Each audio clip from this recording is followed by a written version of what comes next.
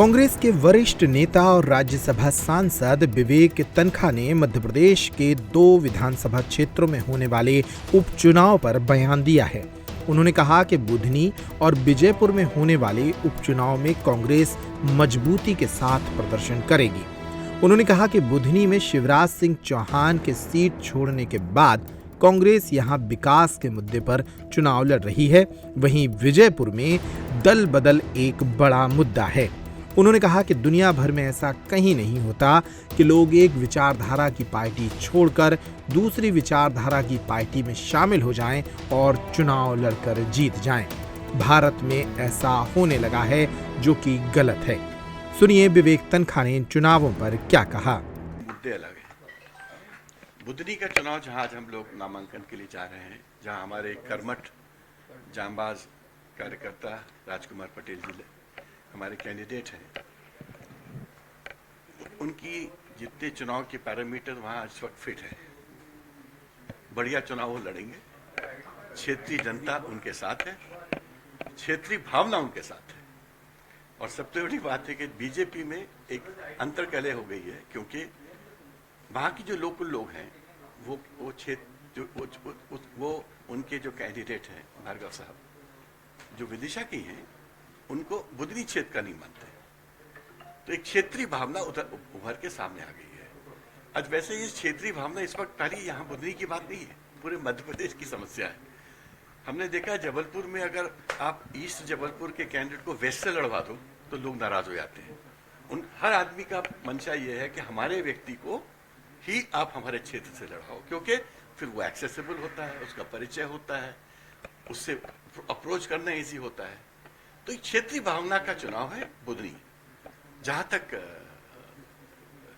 गुना का श्योपुर की बात है, बीजापुर, मैं वहां की लिए एक मैंने पब्लिक के लिए एक ही प्रश्न है।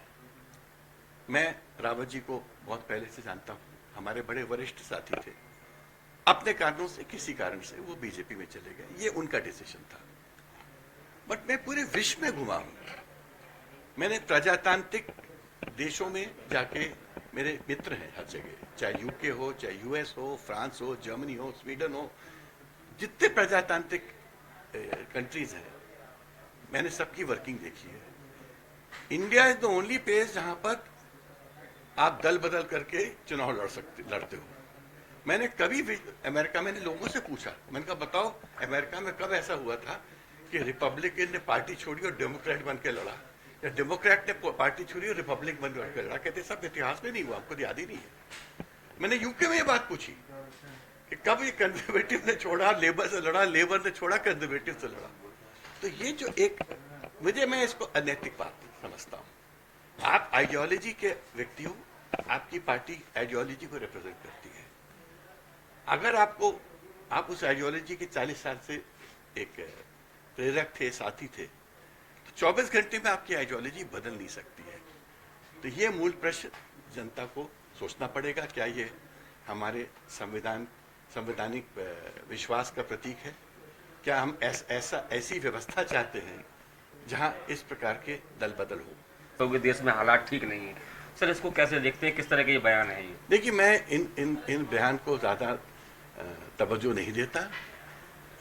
देश को अगर विभाजित करने के जब आप बयान देते हो, तो ये संवैधानिक मूल के विपरीत होता है, ये सिविल सोसाइटी के मूल के विपरीत होता है, ये कानून के विपरीत होता है। हम एक सेक्युलर नेशन है, 140 करोड़ लोगों के देश है ये।